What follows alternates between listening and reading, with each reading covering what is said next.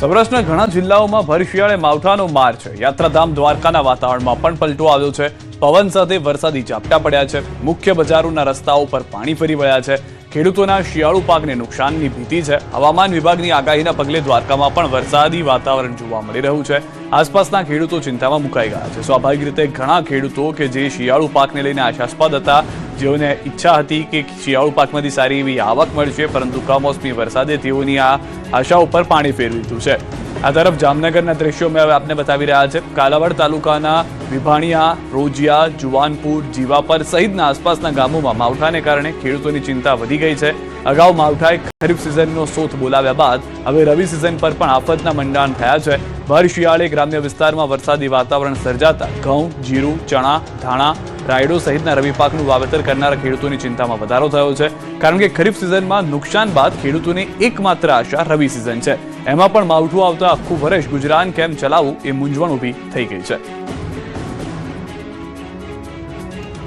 જામનગરની સાથે સાથે રાજકોટથી પણ સમાચાર। રાજકોટ જિલ્લામાં કમોસમી વરસાદ। પડધરી તાલુકાના ગ્રામ્ય વિસ્તારમાં કમોસમી વરસાદ। જીવાપર, વિસામણ, વિઠડિયા, ખાખરા, જીલરિયા, ડાંગરા, ફતેપર સહિતના ગ્રામ્ય વિસ્તારોમાં કમોસમી વરસાદ છે। ભર શિયાળે વરસાદ આવતા ખેડૂતોમાં ચિંતાના વાદળો છવાઈ ગયા છે। જીરું, ઘઉં સહિતના શિયાળુ પાકને નુકસાન છે, જેને લઈને હાલમાં ચિંતા પણ વ્યક્ત કરવામાં આવી રહી છે। સામાન્ય રીતે આવા દ્રશ્યો ચોમાસામાં જોવા મળતા હોય છે, જે ભર શિયાળે જોવા મળી રહ્યા છે। નવા વર્ષની શરૂઆત સારી થાય તેની આશા હતી, પરંતુ જે રીતનો વરસાદ છે, ખેડૂતોને નુકસાની વેઠવી ન પડે તેવી ભગવાનને પ્રાર્થના કરવામાં આવી રહી છે। તો રાજકોટ, જામનગર, દ્વારકા તમામ વિસ્તારોમાં વરસાદ છે। વર્ષ 2025 જતા જતા ખેડૂતોને રડાવી દીધા છે। વર્ષના છેલ્લા દિવસે ઘણા ભાગોમાં માવઠાનો માર છે। રાજકોટમાં નવા વર્ષની ઉજવણીમાં માવઠું પણ વિલન બન્યું છે। શહેરના ઘણા ભાગોમાં વરસાદી માહોલ છે। શહેરમાં વાદળછાયું વાતાવરણ છવાયેલું જોવા મળી રહ્યું છે। મહુડી સહિતના વિસ્તારોમાં વરસાદી છાંટા પડી રહ્યા છે। રાજકોટ શહેરમાં બપોર બાદ વાતાવરણમાં પલટો આવ્યો છે। જે પરિસ્થિતિ ગ્રામ્ય વિસ્તારમાં હતી તેવી જ પરિસ્થિતિ હવે શહેરી વિસ્તારમાં પણ જોવા મળી રહી છે। અનેક વિસ્તારની અંદર વરસાદ થતા લોકો પણ ચિંતામાં છે કે તેઓ શિયાળામાં હતા અને ઓચિંતું ચોમાસું કેવી રીતે આવી ગયું। ન ફક્ત સૌરાષ્ટ્ર પરંતુ ગુજરાતના અન્ય વિસ્તારોમાં પણ વરસાદ થયો છે। જેમ કે સૌરાષ્ટ્રની આપણે વાત કરી તે રીતે ઉત્તર ગુજરાતથી પણ સમાચાર મળી રહ્યા છે। ઉત્તર ગુજરાતના જિલ્લાઓમાં પણ માવઠાનો માર યથાવત છે। વાવ, થરાદ જિલ્લામાં પણ વાતાવરણમાં પલટો આવ્યો છે। બપોર બાદ જિલ્લાના ઘણા ભાગોમાં વરસાદી છાંટા વરસ્યા છે। ભર શિયાળે વરસાદ થતા ખેડૂતોને પાક નુકસાનીની ભીતિ જે છે તે ઉત્તર ગુજરાતમાં પણ જોવા મળી રહી છે। તો સૌરાષ્ટ્ર, ઉત્તર ગુજરાતના અનેક વિસ્તારની અંદર વરસાદ થયા હોવાના સમાચાર પ્રાપ્ત થઈ રહ્યા છે। જે દ્રશ્યો છે તે હાલના શિયાળાના છે, ન કે ચોમાસાના। હજુ પણ નવા વર્ષની સવાર સુધી ખેડૂતોના માથે ગાજ છે। 10 જિલ્લામાં કમોસમી માવઠાની આગાહી છે, તો હજી આવતીકાલથી ધ્રુજાવી દે તેવી ઠંડી પડશે। રાજ્યભરમાં શિયાળાએ કમોસમી કમઠાણ સર્જ્યું છે। રાજ્યની 4થી વધુ જિલ્લામાં માવઠું આફતરૂપી વરસતા ખેડૂતોના જીવ અદ્ધર થઈ ગયા છે। વર્ષ 2025ના અંતિમ દિવસે પણ કમોસમી કહેર વરસ્યો અને નવા વર્ષની સવાર સુધી પણ માવઠું ખેડૂતોનો પીછો નહીં છોડે। હવામાન વિભાગે 24 કલાક સુધી 10 જિલ્લામાં કમોસમી વરસાદની આગાહી કરી છે। વેસ્ટર્ન ડિસ્ટર્બન્સના કારણે વાતાવરણમાં પલટો આવ્યો છે, જેથી કચ્છ, દેવભૂમિ દ્વારકા, પોરબંદર, જામનગર, મોરબી, પાટણ, બનાસકાંઠા, સાબરકાંઠા, દીવ, દમણ અને દાદરાનગર હવેલીમાં વરસાદ વરસી શકે છે। બીજી તરફ આગામી 24 કલાક બાદ હાજા ગગડાવતી ઠંડી પડશે। હવામાન વિભાગના કહેવા પ્રમાણે 24 કલાક બાદ લઘુત્તમ તાપમાન 2 થી 3 ડિગ્રી ઘટશે। નવા વર્ષથી કાતિલ ઠંડી પડશે। બુધવારે ગાંધીનગર 13 ડિગ્રી સાથે સૌથી ઠંડુ શહેર રહ્યું, તો અમદાવાદમાં 15 ડિગ્રી તાપમાન નોંધાયું। तापमान के बारे में जो आज अगले 24 आवर में कोई बड़ा बदलाव नहीं रहेगा। उसके आगे 2 दिन 2 से 3 डिग्री सेंटीग्रेड टेम्परेचर फॉल होएगी और thereafter rise by 2 to 3 degree centigrade gradual rise रहेगी। મોરબીથી સમાચાર। શાપર નજીક ખેતરમાં કેનાલના પાણી ફરી વળ્યા છે। કેનાલ ઓવરફ્લો થતા ખેતરો સુધી પાણી ઘૂસી ગયા છે। ઘઉં, જીરું સહિતના પાકને નુકસાનની ભીતિ છે। સમગ્ર મામલે અધિકારીને જાણ કરાઈ છે।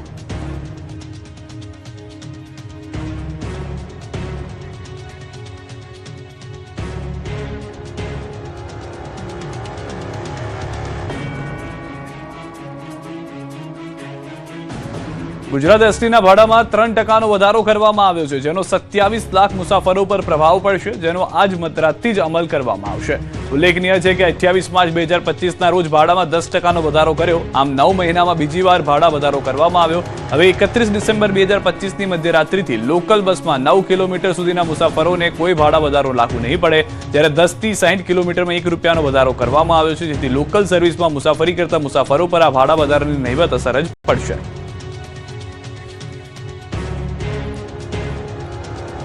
ભાગેડુ લગ્ન નોંધણીને લઈને આવશે નવા નિયમો. જીતુ વાઘાણીએ કહ્યું કે સરકાર કરી રહી છે વિચાર. ભાગીને લગ્ન કર્યા બાદ નોંધણી માટે નવા નિયમો આવી શકે છે, જેને લઈને સરકાર વિચારી રહી છે. ગાંધીનગરમાં મુખ્યમંત્રી ભૂપેન્દ્ર પટેલની આગેવાનીમાં મળેલી કેબિનેટ બેઠક બાદ પ્રવક્તા મંત્રી જીતુ વાઘાણીએ ભાગેડુ લગ્ન નોંધણી સહિતના નિર્ણયો અને ચર્ચાઓની માહિતી આપી. જીતુ વાઘાણીએ કહ્યું કે સરકાર લગ્ન નોંધણી રજીસ્ટ્રેશનના નિયમમાં ફેરફાર અંગે વિચારણા કરી રહી છે. તમામ પાસાઓને ધ્યાનમાં રાખીને નિર્ણય લેવામાં આવશે. ખૂબ મોટો આ નિર્ણય છે, ત્યારે તમામ લોકોને નાની મોટી અસર કરે છે, એટલે બધા જ પાસાઓ ધ્યાનમાં રાખીને ભવિષ્યની અંદર એ દિશામાં નિર્ણય થાય એમના માટેની અત્યારે સરકારમાં ચર્ચાઓ ચાલે છે. નિર્ણયથી આપને ચોક્કસ થશે. તો કૃષિ રાહત પેકેજ અંતર્ગત અત્યાર સુધીમાં 29 લાખ ખાતેદારોને લાભ મળી ચૂક્યો છે. 8,500 કરોડની સહાય ચૂકવાઈ છે, તો 14 લાખ મેટ્રિક ટનથી વધુ જણસોની ટેકાના ભાવે ખરીદી થઈ ચૂકી છે. 29 લાખથી વધારે ખેડૂતોના ખાતામાં 8516 કરોડ રૂપિયા આજે ખેડૂતોને મળી ચૂક્યા છે. સાથે સાથે ટેકાના ભાવથી ખરીદી પણ ચાલી રહી છે. 14 લાખ મેટ્રિક ટનથી પણ વધારેની ખરીદી એ મગફળીથી માંડીને અલગ અલગ જે જણસ છે એમાં થઈ ચૂકી છે. લગભગ 3.89 લાખ ખેડૂતોને 6,362 કરોડથી પણ વધારાની રકમ, એ માત્ર મગફળીની વાત કરી રહ્યો છું, એમના ખાતામાં ચૂકવણું થઈ ગયું છે. તો સુરત શહેરને સ્લમ ફ્રી સિટી બનશે. જીતુ વાઘાણીએ કહ્યું કે ગુજરાતનું પ્રથમ સ્લમ ફ્રી સિટી બનશે સુરત.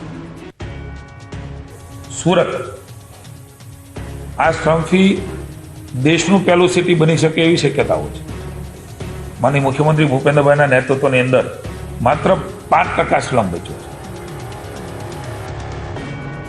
ઢોંગી ભુવા ઉપર બગડ્યા ગેનીબેન ઠાકોર, સમાજમાંથી અંધશ્રદ્ધા દૂર કરવા આહવાન. બનાસકાંઠાના સાંસદ ગેનીબેન ઠાકોરે ઢોંગી ભુવાઓને ફરીથી ઘેરી લીધા. ઠાકોર સમાજના સંમેલનમાં સંબોધન કરતા ગેનીબેને સમાજમાંથી અંધશ્રદ્ધા દૂર કરવા આહવાન કર્યું. નામ લીધા વિના જ ગેનીબેને અરવિંદ ભુવાજીને પણ આંટીમાં લીધા. અરવિંદ ભુવાજીએ ગેનીબેનના અગાઉના નિવેદનને લઈને ખુલ્લી ચીમકી આપી હતી. જોકે ગેનીબેન ફરી એક વખત અંધશ્રદ્ધા મુદ્દે પોતાના વલણ પર અડગ જોવા મળ્યા અને સમાજને મહેનત કરવાની સલાહ આપી. ગેનીબેન ઠાકોરે વધુમાં દેશમાં સફળ દિગ્ગજોના ઉદાહરણો ટાંક્યા અને કહ્યું કે એ હસ્તીઓ એટલા માટે સફળ છે કેમ કે તેમણે મહેનત કરી છે. શકે એટલા અંધશ્રદ્ધા તમારી 100% હોઈ શકે, પણ અંધશ્રદ્ધામાંથી સમાજને બહાર કાઢવા માટેની ખૂબ જરૂર છે કે અંધશ્રદ્ધા માટે મેં સમાજ માટેની ચિંતા કરી, અને સમાજ માટેની ચિંતા કરી ત્યારે ક્યાંક ને ક્યાંક જેની દુકાનો બંધ થવાની હોય એને ભયસ્થાન હોય કે આપણો મોટો સમાજ છે અને તો અંધશ્રદ્ધામાંથી બહાર નીકળી જશે તો સૌથી મોટી આવકવાળો સમાજ તો આ છે. આ તરફ ધારાસભ્ય કિરીટ પટેલના દંડક પદેથી રાજીનામાની ચીમકી મુદ્દે કોંગ્રેસ પ્રદેશ અધ્યક્ષ અમિત ચાવડાએ કહ્યું કે જન આક્રોશ યાત્રા પૂર્ણ થયા બાદ આ મામલે ચર્ચા કરીશું. સેલની નિમણૂક મુદ્દે પ્રશ્ન છે, બેસીને ચર્ચા કરીશું. 7 જાન્યુઆરી બાદ પ્રશ્નનું નિરાકરણ લાવીશું. સાથે વાત થઈ છે. અમારો સેલ ડિપાર્ટમેન્ટનો પ્રશ્ન છે અને 7 તારીખે અમારી આ યાત્રા બાદ બધા સાથે બેસીને એનું નિરાકરણ. તો ભાજપ બાદ હવે કોંગ્રેસ બનાવશે નવું સંગઠન. કોંગ્રેસ પ્રદેશ પ્રમુખ અમિત ચાવડાએ જાહેરાત કરી. જાન્યુઆરીના અંત